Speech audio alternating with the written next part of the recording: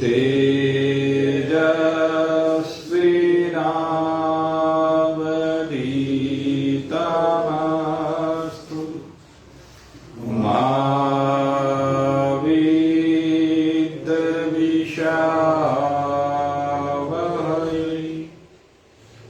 ॐ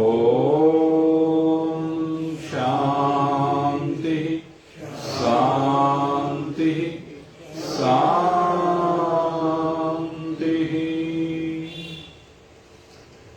वसुदेवसुतं देवं कंसचाणूरमर्दनं देवकी परमानन्दं कृष्णं वन्दे जगद्गुरुं।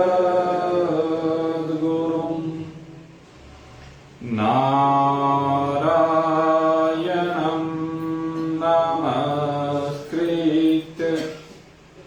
नरं चैव नरोत्तमं देवीं सरस्वतीं व्यासं ततो जयम् उदीरये।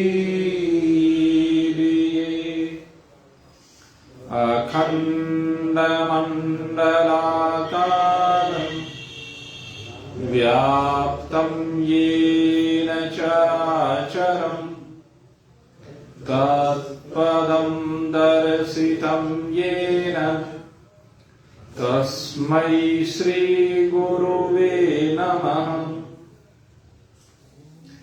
यं परव्रजन्तमनुपेतं पेतकृत्यं द्वैपायनो विरहकातर आजुहावः। पुत्रेति तन्महतया तरवोऽभिनेदुः तं सर्वभूतहृदः मुनिमानतोऽस्मि। शङ्करं शङ्कराचार्यं केशवं बादरायणं सूत्रभाष्यकृतो वन्दे भगवन्तः पुनः पुनः। ईश्वरो गुरुरात्मेति मूर्तिभेदविभागिने व्योमवद्व्याप्तदेहाय दक्षिणामूर्तये नमः। ॐ पूर्णमदः पूर्णमिदं पूर्णात् पूर्णमुदच्यते पूर्णस्य पूर्णमादाय पूर्णमेवावशिष्यते। ॐ शान्ति शान्ति शान्ति। बोलिए सच्चिदानंद भगवान की जय।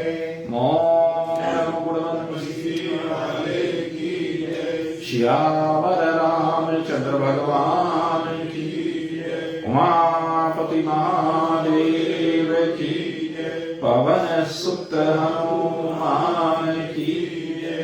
बोलो भाई सब संतन की जय। बोलो भाई सब भगतन की जय। जय जय जय जय जय जय बोल सचियां जोता वाली माता तेरी सहाय जय।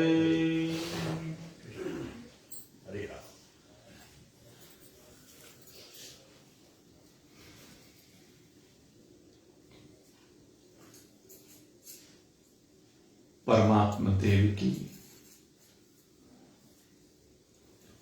असीम महान महती कृपा से प्राप्त इस मानव देह के परम प्रयोजन भगवत प्राप्ति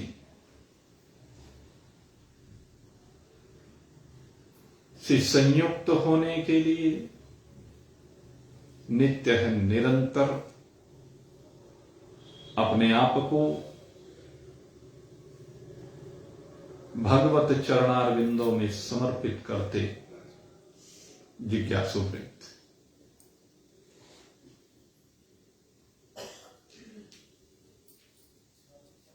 आइए इस श्रीमद् भागवत भागीरथी को माध्यम बनाकर हम चले ब्रह्मदेव की शरण में। ब्रह्मदेव अपने मानस पुत्र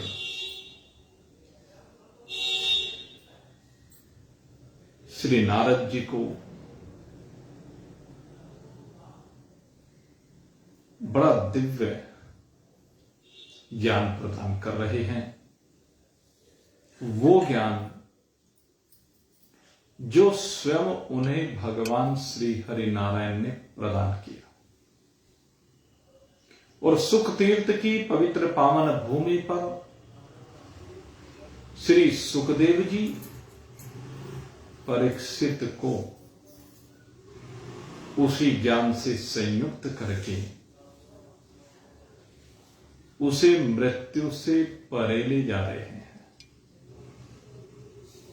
वहां लेकर जा रहे हैं जहां मृत्यु का लेस भी नहीं है, जहां पर केवल अमरता है, मरने की बात समाप्त हो जाती है। और वो है अपना स्वरूप, वो है परमात्मा का स्वरूप। परमात्मा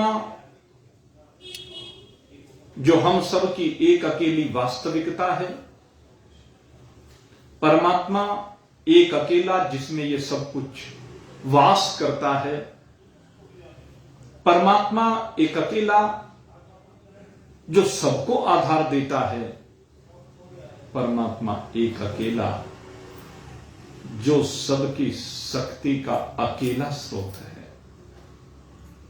परमात्मा एक अकेला जो सबका अधिष्ठान भी है। परमात्मा ही है वह जो समस्त कारणों का कारण है लेकिन फिर भी किसी का कारण नहीं।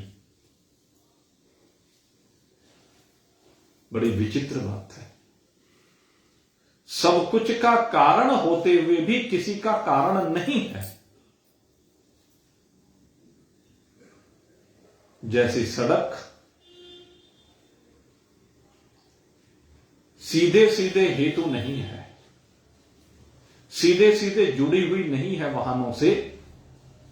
यात्रा वाहन में बैठे हुए जीव ही करते हैं, लेकिन सड़क के आधार के बिना यात्रा संभव नहीं है। सड़क कारण होते हुए भी यात्रा से बिल्कुल भिन्न है, अपनी प्रतिष्ठा में अचल है, अपनी प्रतिष्ठा में स्थिर है। सड़क कहीं आती जाती नहीं है। ठीक इसी प्रकार से परमात्मा भी न कहीं आते हैं न कहीं जाते हैं, सदा स्थिर रहते हैं, अचल रहते हैं। और फिर बात यह भी है कि परमात्मा चलकर जाए तो जाए कहां? परमात्मा कहीं क्यों जाए? जहां जाना चाहते हो वहां परमात्मा पहले से विराजमान है।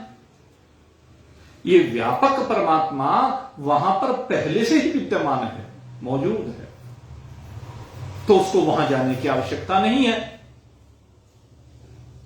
हमें बद्रिक आश्रम जाना है, तो यहां से चल करके वहां जाना पड़ता है, क्योंकि हम वहां पर पहले विद्यमान नहीं है। लेकिन परमात्मा तो यहां भी विद्यमान है और वहां भी विद्यमान है, और परमात्मा जैसा यहां विद्यमान है वैसा वहां भी विद्यमान है। अब यहां पर एक प्रश्न आता है, जब जैसा परमात्मा यहां है वैसा ही बद्रिकाश्रम में है, वैसा ही जगन्नाथ जी द्वारिका रामेश्वरम में है या अन्य अन्य तीर्थों में है, कोई भेद नहीं है, तो फिर हम उसको प्राप्त करने के लिए वहां क्यों जाते हैं? यह बार बार प्रश्न हमारे मस्तिष्क में कौंध सकता है, हमें संशय हो सकता है। ये बात तो ठीक है कि परमात्मा सब जगह पर एक समान रूप से विराजमान है, लेकिन फिर भी प्रेमति प्रगट हो ही मैं जाना, लेकिन परमात्मा का प्रगटन होता वहां है जहां पर प्रेम अधिक होता है। और ये तीर्थ भूमियां, ये हमारे भगवान के धाम, हमारे ये ज्योतिर्लिंग, हमारी ये शक्ति पीठ, ये वे स्थान है जहां पर परमात्मा के प्रति प्रेम अधिक है, समर्पण अधिक है, श्रद्धा अधिक है, आस्था अधिक है, निष्ठा अधिक है। और ये प्रत्यक्ष दिखाई देता है। दिखता है कि नहीं दिखता? जो धार्मिकता का वातावरण आपके घर में होता है, क्या मंदिर में वही होता है? और मंदिर में जो धार्मिकता का वातावरण आपके शहर के अंदर है, जितने समय के लिए है, क्या वृंदावन के बांके बिहारी में भी उतने ही समय के लिए वैसा ही होता है? आप सोच के देखें, परिवर्तन हो जाता है, भावों का परिवर्तन हो जाता है। जैसे विद्युत आपके सारे घर में विराजमान है, लेकिन विद्युत का प्रकाश कहां पर प्रकट होता है? जहां पर बल्ब होता है। ऐसे ही परमात्मा विराजमान तो सर्वत्र है, लेकिन परमात्मा का प्रकटन वहीं पर होता है जहां पर बल्ब होता है। और ये बल्ब आस्था का है, निष्ठा का है, समर्पण का है, प्रेम का है, श्रद्धा का, विश्वास का। और ये बद्रिकाश्रम में प्रकाशित हो रहा है। बद्रिकाश्रम की पवित्र पावन भूमि पर नित्य ही प्रकाशमान है। जगन्नाथ की भूमि पर सदा ही प्रकाशित हो रहा है। द्वारिका रामेश्वरम की भूमि पर नित्य प्रकाशित हो रहा है। काशी, द्वारिका, मथुरा, अयोध्या, कांची, उज्जैन, हरिद्वार में नित्य ही प्रकाशित हो रहा है। सोमनाथ की भूमि पर यह ज्योति निरंतर जग रही है। महाकालेश्वर ओंकार की भूमि पर यह ज्योति स्वतः स्फुरित हो रही है। नागेश्वर, काशी विश्वनाथ, रामेश्वरम, केदारनाथ, पशुपतिनाथ, वैद्यनाथ, इन सब में ये स्वतः स्फूर्त ज्योति सबको प्रकाशित कर रही है। मल्लिकार्जुन जाएं, त्र्यंबकेश्वर जाएं, और वहां पर जाकर के आप देखेंगे उस दिव्य ज्योति को, तो उसके दर्शन अद्भुत हैं, दिव्य है। और उसके दर्शन का फल भी दिव्य है। मम दर्शन कर,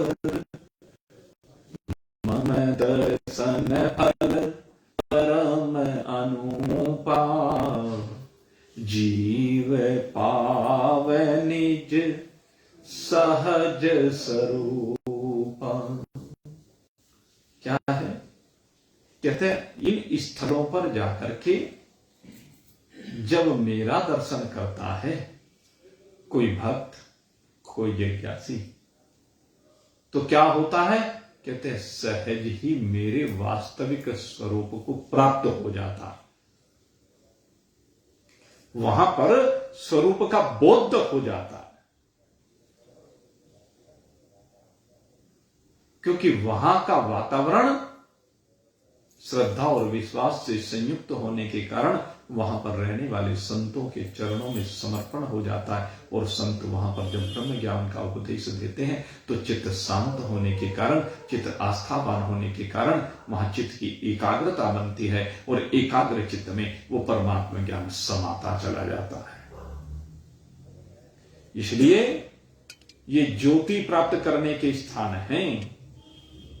मल्लिकार्जुन, घुस्मेश्वर, त्र्यंबकेश्वर, सब इन सब जगहों पर जाकर के उस दिव्य ज्योति का अपने आप में दर्शन होता है, अपने आप में अनुभूत होती है तो अंदर। लेकिन वहां जाकर के ये जो काला कपड़ा हमने इस ज्योति के ऊपर डाल रखा है, जिसके कारण से वो ज्योति का प्रकाश बाहर नहीं आ पा रहा है, वो कपड़ा हट जाता है और वो प्रकाश सबको प्रकाशित करने लगता है। इसलिए जाया जाता है इन तीर्थों पर। जो हम श्रीमद् भागवत कथा करते हैं, भगवान भोलेनाथ की महिमा का गुणानुवाद करते हैं, मां भगवती और भगवान श्री राम की महिमा को गाते हैं, यहां भी वही महिमा है, वहां भी वही महिमा गाई जाती है। लेकिन स्थान के प्रभाव से वहां जो महिमा गाई जाती है वो हजारों गुणा हो जाती है। उसके पीछे कई कारण ही जो अधिकारी वहां पर बैठ करके सुनता है, उसका ध्यान केवल उसमें होता है। वो घर के बंधन से दूर होता है, वे व्यापार के बंधन से दूर होता है, वो समाज के बंधन से दूर होता है, वो मान सम्मान, पद प्रतिष्ठा, अभिमान, अहंकार, मर्यादा, मात्सर्य, इन सब भावों से विलग होता है। इसलिए इन स्थलों पर जाकर के जब हम बैठते हैं ना, तो वो दिव्य अनुभूतियां होती है। और मेरा व्यक्तिगत अनुभव है ये, मैं इसमें किसी दूसरे के अनुभव को नहीं कह रहा हूं। ये अनुभव वैसे तो आप सबके भी अनुभव है, जो भी तीर्थों पर जाकर के इन अनुभवों को करते हैं, सबके अनुभव हो जाते हैं। लेकिन मेरा जो अनुभव है वो इन स्थानों पर बहुत दिव्य अनुभव है। साक्षात्कार संत के सन्मुख भगवत महिमा सुनते सुनते हो जाता। चुटकी बजाने वाली जो बात होती है ना, इतने परम श्रद्धे स्वामी राम सुखदास जी महाराज, गीता भवन नंबर 3, वहां पर एक दोपहर में कार्यक्रम होता। प्रातःकालीन तो सत्संग का कार्यक्रम होता और दोपहर में वह प्रश्नोत्तरी कार्यक्रम होता है, 2 घंटे, 3 बजे से 5 बजे तक। और वो जो प्रश्नोत्तरी कार्यक्रम में जब महाराज श्री वहां पर विराजमान होकर के शंका समाधान करते थे, मैंने अनेक बार अनुभव किया। जिस समय वो निश्चल भाव वाले, निष्कपट भाव वाले, शुद्ध अंतःकरण वाले और साक्षात हृदय में परमात्मा को बसाए हुए आनंद से संयुक्त होकर के भगवत भाव में डूबा करते थे ना, तो मैंने अनुभूत किया कि वो चतुर्भुजी नारायण उनके अंदर साक्षात देखने लगता था। मैंने देखा जब मेरे गुरुदेव उनका मैं स्मरण मात्र करता, तो उनके स्मरण करने मात्र से वो नारायण सामने आकर के खड़े हो जाते। क्यों? क्योंकि उनके अंदर वो बस चुका है, रंग चुका है। इसलिए उनके अंदर जो है अधिकारी शिष्य को उसी का दर्शन होता है, उसको इस देह का दर्शन नहीं होता है। ये बड़े दिव्य अनुभव होते हैं। इसलिए मैं कहता हूं कि तीर्थों पर जाकर के महान पुरुषों के संग में जम करके सेवा करो उनकी, और जम करके जब सेवा करोगे, उनके सानिध्य में रहोगे, ऊपरी दिखावा मत कीजिए। ऊपरी दिखावे अलग चीज होती है। असली बात है अपने अंदर भाव रखिए कि मुझे जो माल मिल रहा है उस माल को प्राप्त करना है। जिस स्थिति में महान पुरुष विराजमान हैं और जैसे विराजमान हैं, मुझे उसको पाना है। धन की इच्छा न करें संतों से, सम्मान की इच्छा न करें संतों से, किसी पद को पाने की इच्छा न करें संतों से, किसी बच्चे को पाने की इच्छा न करें संतों से, बड़े घर की इच्छा न करें संतों से। अगर संतों के पास जाकर भी ये इच्छाएं बाकी रहती हैं, तो हमारे गुरुदेव कहा करते थे, ये संतों का मान कर रहे थे, ये संतों का अपमान है। कौन से संतों का? ब्रह्मज्ञानी संतों का। ब्रह्मज्ञानी संतों के पास तो अगर जाना है तो केवल इसलिए जाना है कि मुझे अपने स्वरूप का बोध हो जाए, ये अज्ञान की चादर हट जाए, अज्ञान का अंधेरा दूर हो जाए और मैं अपनी आत्मा के प्रकाश में जीऊं, अपनी आत्मा में ही संतुष्ट हो जाऊं, परिपुष्ट हो जाऊं। आत्मन्नेव आत्मनः तुष्टः। भगवान श्री कृष्ण कहते आत्मन्नेव आत्मनः तुष्टः। आत्मा से आत्मा में ही तुष्ट हो जाना, अर्थात ये शरीरस्थ आत्मा और अन्य शरीरस्थ आत्मा, ये समस्त व्यष्टिगत आत्माएं, ये व्यष्टिगत आत्माएं समष्टिगत परमात्मा के साथ एक रूपता को प्राप्त हो जाए। यह है आत्मा से आत्मा में संतुष्ट होना। और ये कब होगा? जब देह भाव मिटेगा, देह भाव मिटे, हमारा आत्मपथ विस्तार हो, देहे भाव मिटे, हमारा आत्मपथ विस्तार हो। इदम न मम का भाव सब में, केवल एक ही भाव, इदम न मम का भाव सब में, सदा एक यही व्यवहार हो। चिंतन करें जरा, विचार करें जरा, अपनी दिनचर्या को देखें जरा, घर की दिनचर्या को देखें, व्यवसाय की दिनचर्या को देखें, और जो दिनचर्याएं हैं उनको देख करके दृष्टि प्राप्त करें। समय निकलता जा रहा, बहता जा रहा है, और इस बहते हुए समय में कब कौन बह जाए, इस बात का कोई भरोसा नहीं है। आज सुनने को मिल रहा है, कल मिले कि ना मिले, भरोसा है क्या? क्षण भंगुर जीवन की कलिका, क्षण भंगुर जीवन की कलिका, कल प्रातः को खिली न खिली। क्षण भंगुर जीवन की कलिका, कल प्रातः को खिली न खिली। मलया चल की सुचि शीतल, मंद सुगंध समीर मिली न मिली। आज मिल रही है, कल मिले कि ना मिले। मलया चल की सुचि शीतल, मिली न मिली, कली काल कुठार लिए फिरता। कलिकाल हर समय कुठार लिए फिर रहा है। कली काल कुठार लिए फिरता, तन नाम रह चोट झिली न झिली।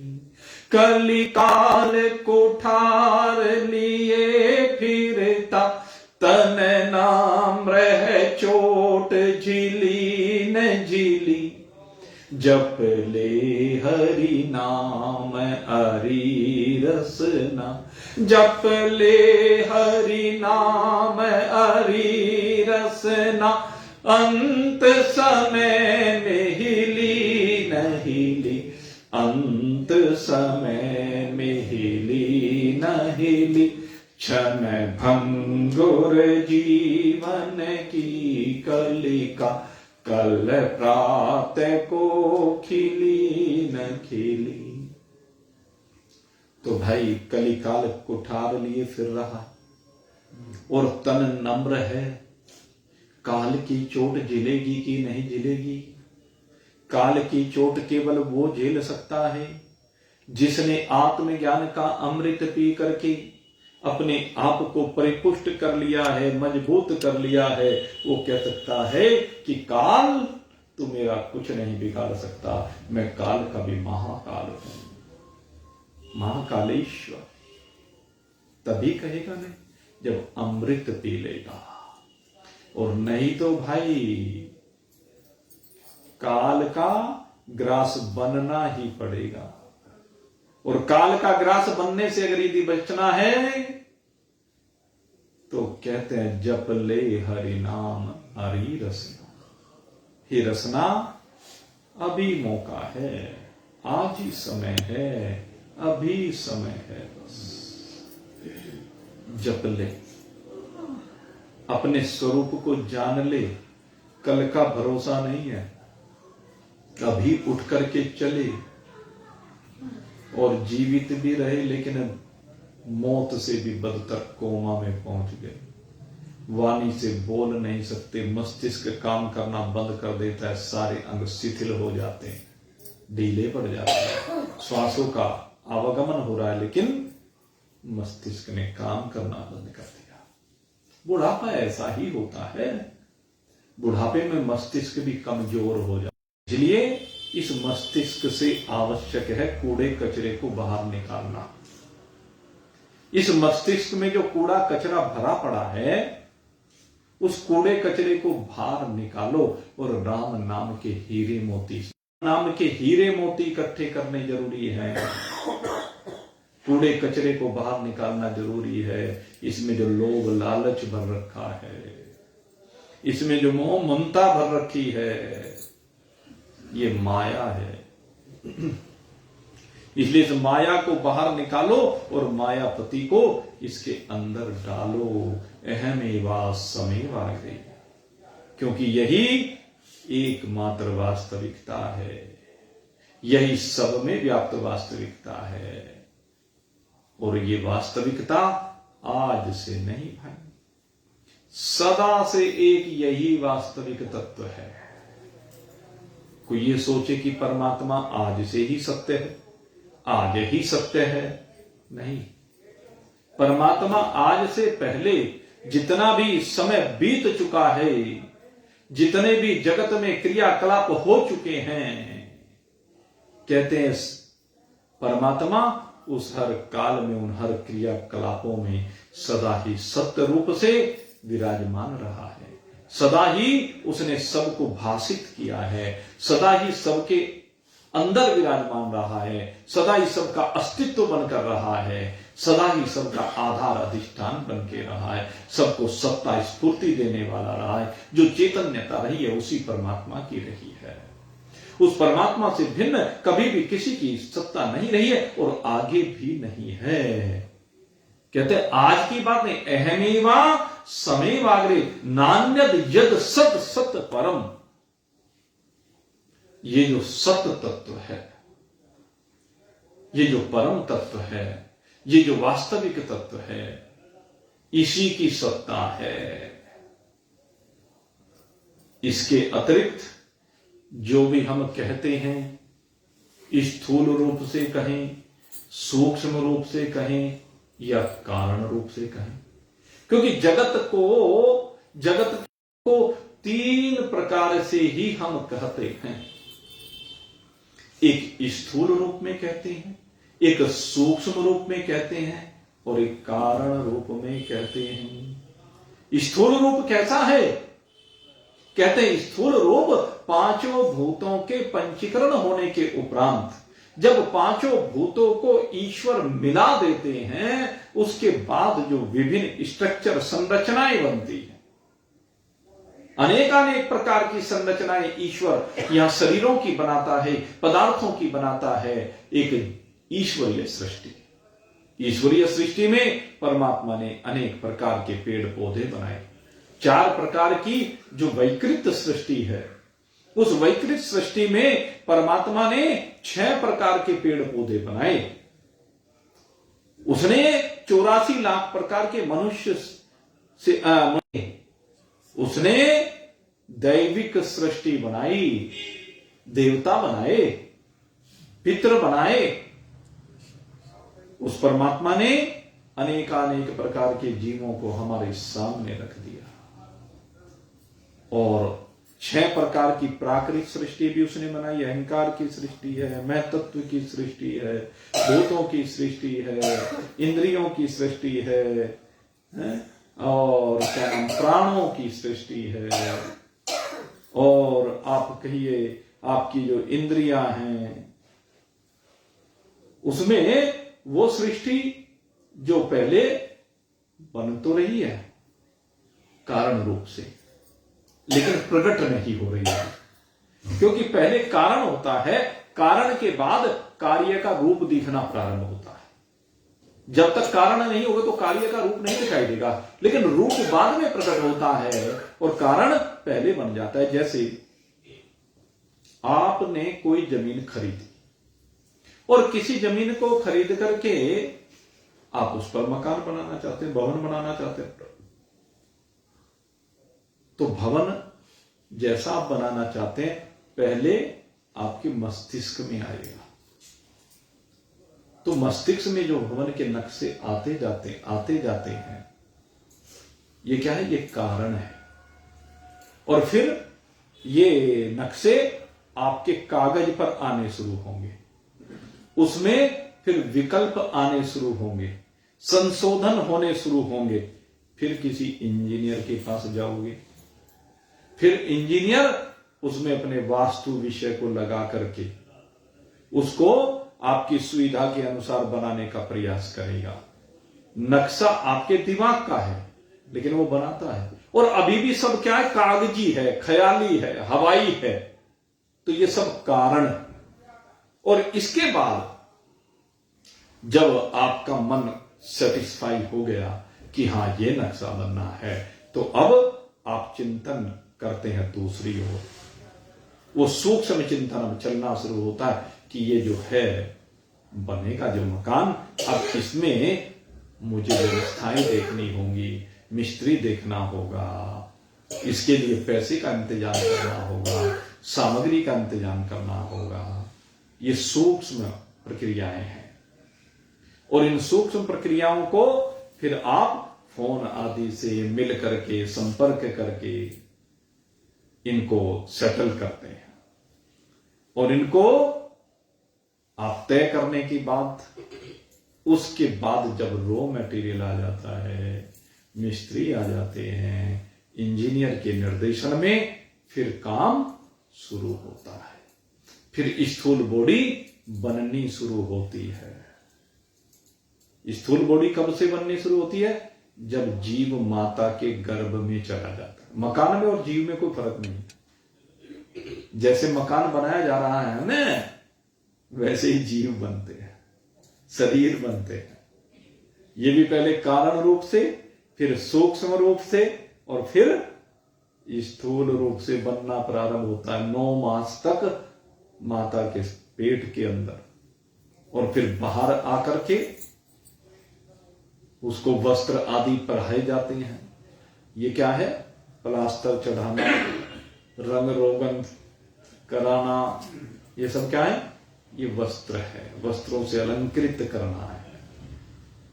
धीरे धीरे मंजिलें तैयार होती चली जाती है और धीरे धीरे जब तैयार हो जाता है, उद्घाटन होता है, उसी दिन से पुराना होना शुरू हो जाता है। और पुराना होते होते होते होते समय निकलते हुए 1-2 पीढ़ियां गुजरती हैं, फिर खंडर का रूप धारण करना प्रारंभ हो जाता है, पुराने बनते चले जाते। यही खेल है। बुढ़ापा आता चला जाता है, बुढ़ापे में शरीर क्षीण होने लगता है। लेकिन कहते हैं भाई अगर काम बनाना है तो बुढ़ापे को मत देख, बुढ़ापे की प्रतीक्षा मत कर, अभी कर ले, आज ही अभी। जो कल करना सो आज कर ले, जो कल करना सो आज कर ले, जो आज करना सो अब कर ले। चिड़ियों ने जब चुग खेत लिया, फिर पछताई क्या होवत है। उठ जाग मुसाफिर भोर भई, अब रहने कहाँ जो सोवत है। जो सोवत है सो खोवत है, जो जागत है सो पावत है। जो जागत है सो पावत है।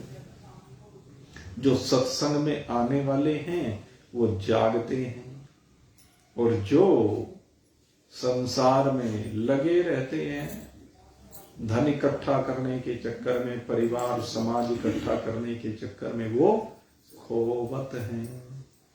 इसलिए जो करना सो आज कर ले भाई, इससे कीमती कुछ भी नहीं है। समस्या क्या है?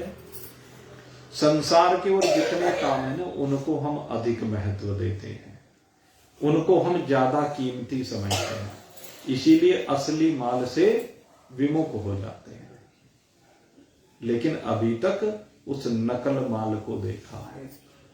नकल माल अब तक देखा, अब असल माल का बन भोगी है। नकल माल देखा है और उस नकल को असल समझ लिया है। भाई जो नकली माल है उसे असली समझ करके बिचल रहे हो, ये भ्रम से संयुक्त हो रहे हो। इस भ्रम से बाहर निकलो, और असल माल का जिस दिन पता चल जाएगा न, बस फिर तो नकल की कल्पना ही समाप्त हो जाए, नकल में से आसक्ति समाप्त हो जाएगी। समस्या क्या है कि नकल को समय देते हैं, असल को समय देते नहीं।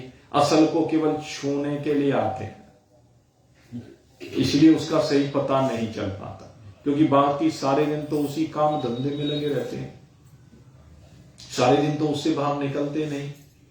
सोच के देखो, अब जिस स्थिति में आप पहुंच गए हो, जिम्मेदारियां फारिग हो गई, अब भी कमाने के चक्कर में लगे हुए क्यों? क्या तुम्हारा खर्च के लिए तुम्हारे पास पैसा नहीं है? जिससे तुम्हारा गुजारा हो जाए इतना तुम्हारे पास नहीं है? जब इतना जुगाड़ तुम्हारे पास है, अब बाल बच्चों के काम को बाल बच्चों को करने दो। तुम क्यों उसमें दिमाग खपाते फिरते हो? जो तुम्हारे पास आ रहा है उसमें संतुष्ट क्यों नहीं हो रहे हो? जिनकी जिम्मेदारियां रह रही है, चलो जिम्मेदारी पूरी हो जाने दो अभी, लेकिन जो जिम्मेदारियों से निकल लिए वो क्यों दुकानों पर बैठ करके धक्के खा रहे हैं, क्यों नौकरियां कर करके अपने पैर तोड़वा रहे हैं? समय कहां बचेगा तुम्हारे पास? असली माल को इकट्ठा करने का समय कहां है? सारे दिन बैठ करके भजन करना सीखो, सारे दिन बैठ करके परमात्मा में मन लगाना सीखो। अब जब तुम नौकरी करके आओगे, दुकान पर बैठकर आओगे, तुम्हारे शरीर में इतनी हिम्मत रह जाएगी कि अब तुम बैठ करके भगवान का भजन कर लो, अब तुम बैठ करके अपने स्वरूप का अनुसंधान कर लो, अब तुम बैठ करके शरीर से बाहर निकलने का प्रयास कर लो, देह भाव से विलग होकर के आत्म भाव में विराजमान होने का प्रयास कर लो। अरे इस नकल से बाहर निकलो, धक्के खाने बंद करो, बहुत काम कर लिया। तुम्हारे पास भगवान ने अब इतनी पूंजी दी है कि अब तुम्हें कुछ करने की जरूरत नहीं है, घर बैठे खा सकते हो। इतना जब तुम्हारा सहारा हो गया है, किसी के आगे अब हाथ फैलाने की बात नहीं है। चलो ठीक है, व्यवस्था है तो जो सी व्यवस्था उससे गुजारा करो, और ये धक्के खाने बंद करो। जितना समय वहां लगा रहे हो, क्योंकि जहां भी जिस भी काम में आप लोग जाएंगे तो भाई वहां के झमेले हैं, यद्यपि वो सब काम के अंग होते हैं, ये ठीक है, उनसे हमें विकारित नहीं होना चाहिए। लेकिन जब 6 घंटे 8 घंटे 10 घंटे उन कामों में लगा रहे हैं, शरीर ही तो है, शरीर को फिर विश्राम चाहिए, निद्रा चाहिए, आलस्य आएगा, फिर भजन कब करोगे? तुम्हारे पास आयु रही कहां है? परीक्षित 7 दिन तक लगातार एक चित्त होकर के लगा, समझ में आया, फूट फूट करके रोने लगा, प्रभु कृपा कर दो। उस पर तो हो गई है, सब पे हो जाएगी। किस तरह से? 7 दिन में सब पे नहीं होती भाई, ये मत सोच लेना कि 7 दिन में सब पे हो जाएगी। उस पर क्यों हो गई? आपको पता है कौन है परीक्षित? आप चिंतन करके देखो, उसका प्रारब्ध कितना प्रबल रहा होगा, जिससे गर्भ में ही भगवान का दर्शन हो गया। ऐसा प्राणी एकमात्र यही है परीक्षित, जिसको गर्भ में ही भगवान का दर्शन हो गया। या परीक्षित को उपदेश देने वाले सुखदेव जी हैं, जिनको गर्भ में अपने स्वरूप का ज्ञान हो गया। ऐसे महान पुरुष कहां मिलते हैं? जिनको भगवान ने गर्भ में ज्ञान दिया। ये प्रारब्ध की बात है कि भगवान ने गर्भ में ही दर्शन दे दिया, प्रारब्ध की बात है परीक्षित के लिए। और फिर चिंतन करके तो देखो, परीक्षित कौन है? भगवान श्री कृष्ण के भांजे का बेटा है। आपने ये भी चिंतन किया कभी? वो कोई सामान्य विभूति नहीं है। भगवान श्री कृष्ण का वो भांजा जिससे भगवान प्रेम करते हैं, जिसको स्वयं भगवान ने विद्या दी है, जो स्वयं भगवान के पास रहकर ही बड़ा हुआ, अपने पिता के पास नहीं रहा। आपकी जानकारी के लिए बता दूं, जिस समय पांडवों को अज्ञातवास हो गया, वनवास हो गया, 13 वर्ष का वनवास हुआ। 13 वर्ष का जो वनवास हुआ, तो 13 के 13 वर्ष सुभद्रा कहां रही? द्वारिका। उसके बाद महाभारत का युद्ध प्रारंभ हो गया, चलती रही वार्ताएं। ये थोड़े ना अज्ञातवास से आते 13 साल जैसे पूरे हुए, तुरंत एकदम युद्ध हो गया, उसमें तो समय लगा।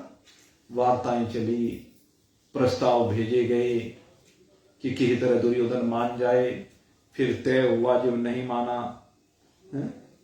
तो ये तो 16 साल की अवस्था कहते ही है। जिस समय महाभारत के युद्ध में अभिमन्यु ने भाग लिया, केवल 16 वर्ष की अवस्था है।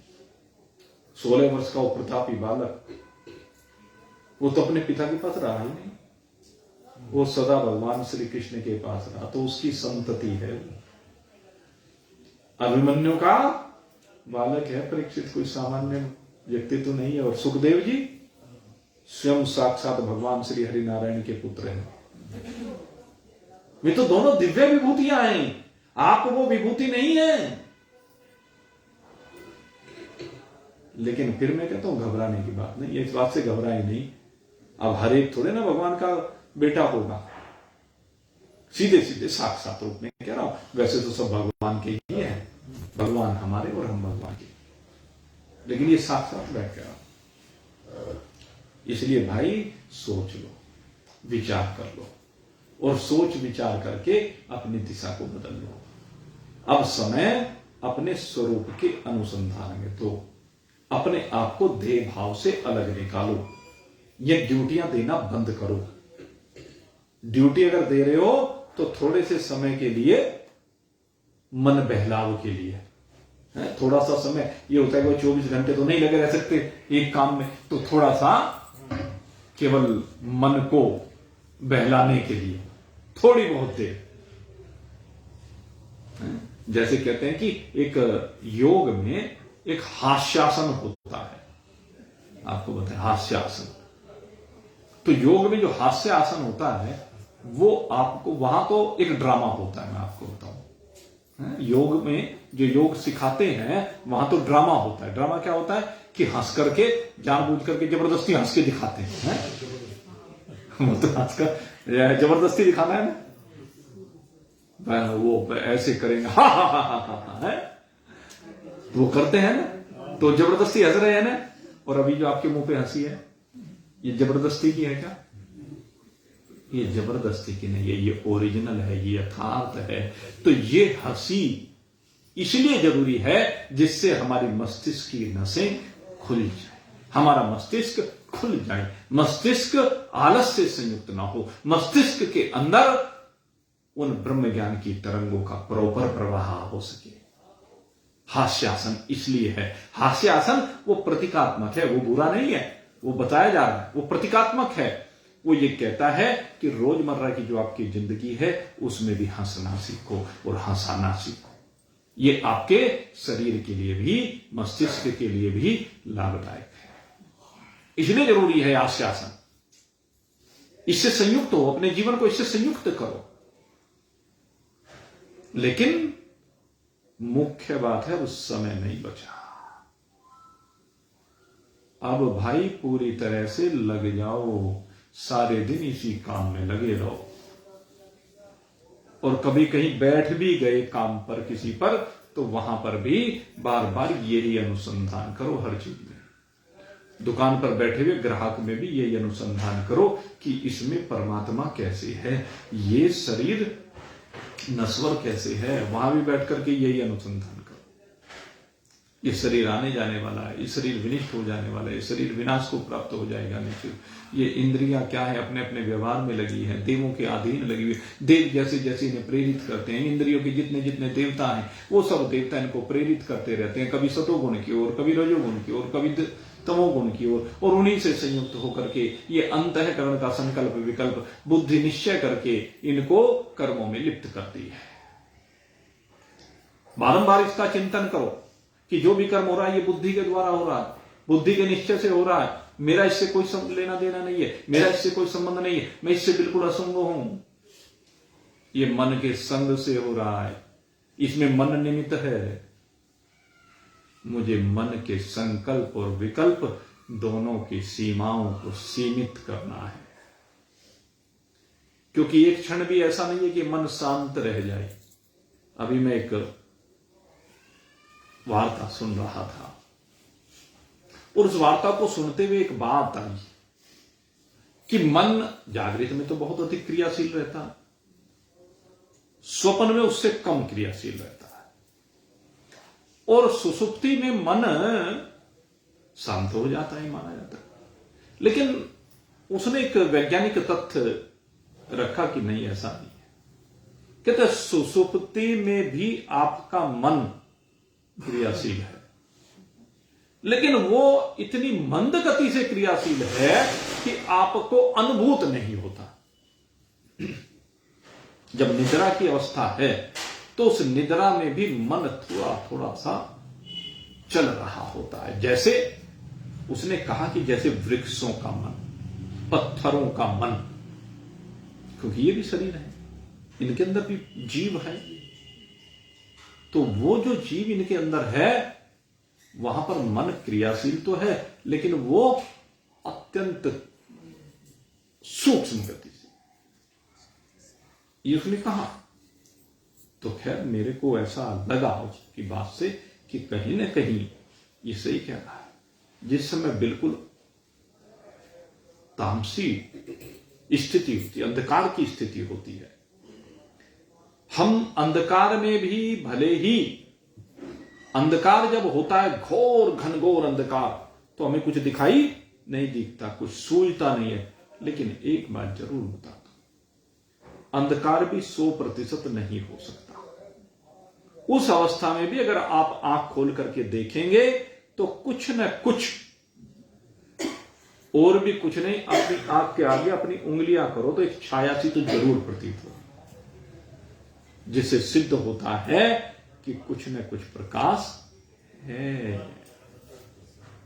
काले पत्थर के अंदर भी देखो, बिल्कुल काला, चिकनाई वाला पत्थर नहीं, चिकना पत्थर नहीं है, ग्रेनाइट पत्थर की बात नहीं कर रहा हूं, बिल्कुल काला पत्थर हो, बिना चमक वाला हो, जिसमें कुछ भी ना दिखता हो, तो कहते हैं उसके अंदर भी प्रतिबिंब पड़ेगा जरूर, भले ही वो दिखाई ना दे। वृक्षों में, पत्थरों में इसी प्रकार का परमात्मा का प्रतिबिंब पड़ता है। वे जो इनके अंदर चिदाभास होता है वो इतना काला है कि ये लगता है कि ये बिल्कुल जड़ है, लेकिन वास्तव में उसमें भी बड़ी सूक्ष्म सी चेतना होती है। तो इन्हीं बातों को माध्यम बना करके उन महान पुरुष ने समझाया कि सुसुप्ति में भी मन गतिशील है, लेकिन इतनी सूक्ष्म गति से गतिशील है कि हम उसे पकड़ नहीं पाते, उस गति को। इतनी तेजी से, इतने धीमे से वो गतिमान है। तो ये मन शांत होता नहीं है। अब क्या करें? कहते हैं इस मन को सबसे जरूरी है जागृत में कंट्रोल करना। इस मन को जागृत में निर्वृत्ति करना। जितनी वृत्तियां जागृत में रोक लोगे, स्वप्न में उतनी वृत्तियां रुकती चली जाएंगी। बहुत लोग कहते हैं अजी सारी रात पड़े रहते हैं, बस स्वप्न ही स्वप्न दिखते, नींद आती ही नहीं। ऐसा बहुत लोग कहते हैं, ये बस नींद नहीं आती। उसका कारण क्या है? उसका कारण क्या है? देखो, नींद में जो हेतु होता है वो संकल्प विरहितता नींद में हेतु होती है। जब आपने इतने संकल्प भर रखे हैं अपने अंतःकरण के अंदर, इतना अपने आप को वाइड कर रखा है। कुछ लोगों की ऐसी प्रकृति है कि दिन में 10 ठिये बना रखे कि ना भाई 10 जगह पर जरूर जाना है और जाकर के वहां पर टक्कर मारनी है। टक्कर मारनी है, भगवान की चर्चा नहीं करनी, टक्कर मारनी है। और भाई क्या हालचाल है, कैसा चल रहा है, रोज बस यही बात है। फिर एक आध राजनीति की बात करेंगे, एक आध खेल की बात करेंगे, एक आध फिल्मों की बात करेंगे, एक आध समाज की बात करेंगे। रोज ये टक्कर मारते फिरते हैं। अब ये जो 10 लोगों से रोज मिलते हैं, वहां से जो रोज संकल्प विकल्प मिलते हैं, वे रात को स्वप्न में नहीं आएंगे क्या? वे स्वप्न के कारण बनते हैं। इसलिए टक्कर मारनी बंद करो, अपने आप को सीमित दायरे में लाओ, असीमित से बाहर निकलो, सीमितता में लाओ, कम से कम लोगों से मिलो, केवल जो बहुत आवश्यक है उनसे मिलो। अब समेटो अपने संसार को। इस संसार को जितना फैलाओगे उतने अशांत होते चले जाओगे, उतने चंचल होते चले जाओगे। तुम्हारा जो चित्त चंचल हो रहा है, क्यों हो रहा है? समाज की व्यापकता के कारण से। और व्यापक ही होना तो सत्संगियों का समाज होना चाहिए। जैसे यहां बैठे, यहां बैठकर सब साथ बैठे हो, लेकिन सबसे विलग बैठे हो, अकेले बैठे हो, एकांत में बैठे हो, और सब एक ही ज्ञान को ग्रहण कर रहे हो, शरीर भाव से अलग हट करके आत्मज्ञान को ग्रहण कर रहे हो। तो ये है। और फिर यहां से निकल करके अगर चर्चा भी करनी है तो विषय के ऊपर चर्चा करो कि आज क्या विषय कहा गया, हमारी समझ में क्या आ पाया, क्या नहीं आ पाया। और निकलते फिर वही कूपमंडूक वाली स्थिति, पतनाला फिर वहीं पड़ेगा। वो नहीं, समझ लो भाई। देखो, मैं तो बार बार समझाने का प्रयास करता हूं, मुझे और क्या लेना देना है। देखो, ना तो मुझे किसी से धन चाहिए, ना मुझे आप में से किसी से कोई मान सम्मान चाहिए, और पद प्रतिष्ठा की ये सब चाहते हमारी पहले ही समाप्त हो चुकी है। अब कहीं ये जी नहीं करता कि कोई पद मिले, कोई प्रतिष्ठा मिले, कोई हमें माला पहनाए, कोई पटके पहनाए, कोई गिफ्ट दे, है? ये सब चीजें हमें क्या लेना देना है? इन चीजों से लेना देना होता तो फिर यहां क्यों हम भाई ये बैठ के सत्संग करते? हम चाहते हैं कि जैसे महान पुरुषों के मन रंग गए थे परमात्मा में, ऐसे ही सब आप महान पुरुष हैं। आप में महान पुरुष बनने की पूरी योग्यता है। आप अपने मन को रंगो और विलगाव करो जगत से। स्वरूप से भी विलगाव करने की जरूरत है। स्वरूप से भी बिल्कुल सीमितता लेते चलाइए और देख लीजिए आपको प्रभाव अपने आप दिखाई देना शुरू हो जाएगा। खूब मजे में बढ़िया फर्स्ट क्लास नींद आएगी, खूब चिंतन होगा, खूब शरीर भाव से अलग होकर के अपने आप को आत्म भाव से अनुभव करोगे। अजी इतना समय हो गया सत्संग सुनते सुनते, समझ में तो बात आ रही है, पर सबसे बड़ी समस्या क्या हो रही है? आप तो कहते हो कि शरीर भाव से अलग महसूस करें, पर होता ही नहीं। क्यों नहीं होता मैं बताता हूं। जिस समय भी आप करने बैठते हो उसी समय बीच में संसार आ जाता है, वे संसार के संस्कार आ जाते हैं। इसी वजह से वो जो थोड़ा सा प्रयास करते हो वो थोड़ा सा प्रयास थोड़ा ही रह जाता है। और ज्यादा कब होगा? जब बार बार अभ्यास करोगे, बार बार इस कूड़े कचरे को बाहर निकाल करके फेंकोगे। निकालो, और निकालते निकालते एक दिन आएगा कि जब सारा कूड़ा कचरा कीचड़ बाहर हो जाएगा। स्वच्छ जल की धारा का प्रवाह कीचड़ से भरे हुए घड़े में करते रहो। पहले वो जो गंदगी है थोड़ी थोड़ी सी बाहर निकलनी शुरू होगी, फिर जब घुलने लगेगी वो पानी में तो ज्यादा निकलनी शुरू होगी, और फिर गंदा पानी रह जाएगा, फिर गंदे पानी से गाधला पानी रहेगा, और गाधला पानी फिर धीरे धीरे स्वच्छ होता चला जाएगा। यही तरीका है। तो ये कीचड़ क्या है? संस्कारों का कीचड़ है। ये कीचड़ क्या है? विभिन्न प्रकार की जो संसार में आपकी वृत्ति गई है, उन वृत्तियों के द्वारा जो आपने इकट्ठे किए हैं विकल्प, वही तो कीचड़ है। धो इसे। और इसके लिए भगवान श्री कृष्ण कहते हैं असंग शस्त्रेण दृढ़ेन चित्वा। असंगता का शस्त्र हाथ में रखो और असंगता के शस्त्र को हाथ में रख करके छेदन करो। काहे का? संबंधों का। वो संबंध चाहे शरीरों से हो, वो संबंध चाहे पदार्थों से हो, क्योंकि दोनों ही प्रकार का संबंध बांधने वाला है। संबंध अर्थात सम माने समान, बंध माने बांधने वाला। पदार्थों से भी और जीवों से भी, रिश्ते नातों से भी बंधन ही बंधन प्राप्त होता है। इसलिए उस बंधन को खोलो। संसार के काम तो रोज हो रहे भाई, रोज होते हैं, लेकिन संसार के काम के होते होते उस काम को कम करो और सत्संग को ज्यादा करो। सीधी बात है। और सत्संग को ज्यादा करने का मतलब ये नहीं कि यहां आकर के बैठो ज्यादा से ज्यादा, नहीं। सत माने परमात्मा, परमात्मा से जुड़ो। यहां आओ या ना आओ, इस बात का कोई महत्व नहीं। यहां आने ना आने से क्या फर्क पड़ रहा है? अगर यदि आप उस सत्य तत्व को समझ गए और उसके साथ जुड़ने का तरीका समझ गए तो यहां आने की क्या आवश्यकता है?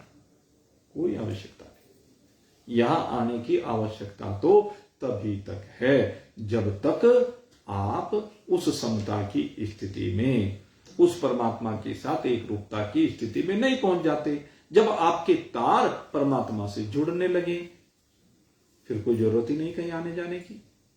आत्म ज्ञान बिना नर भटके, क्या मथुरा क्या काशी, जल में रह मीन प्यासी, मोह सुन सुन आवे हासी। सुन सुन करके भी हासी आती कि जल में मीन प्यासी है। क्यों? क्योंकि जल में सीधी तैर रही, सीधी तैरने से उसकी प्यास नहीं बुझेगी, उसे अपनी दिशा को उलटना होगा। ऐसे ही हमें भी अपनी दिशा को बदलना होगा। हमें अपनी दिशा को संसाराकार से परमात्मा की ओर लाना होगा। आप अपनी दिशा को बदलें और परमात्मा के साथ एक रूपता को प्राप्त हों। इन्हीं शुभ भावों के साथ आज का सत्संग अब यहीं पर पर्यवसान को प्राप्त हो रहा है। कल फिर ठीक 7:45 बजे आपकी सेवा में उपस्थित होंगे। बोलिए सच्चिदानंद भगवान की। मौर्य मुकुटवंशी वाले श्यावर रामचंद्र भगवान की। उमापति महादेव की। पवन सुत हनुमान की। बोलो भाई सब संतन की। बोलो भाई सब भक्तन की। जय जय श्री राधे। जय जय श्री राधे। जय जय श्री राधे। बोल सचिया जोता वाली माँ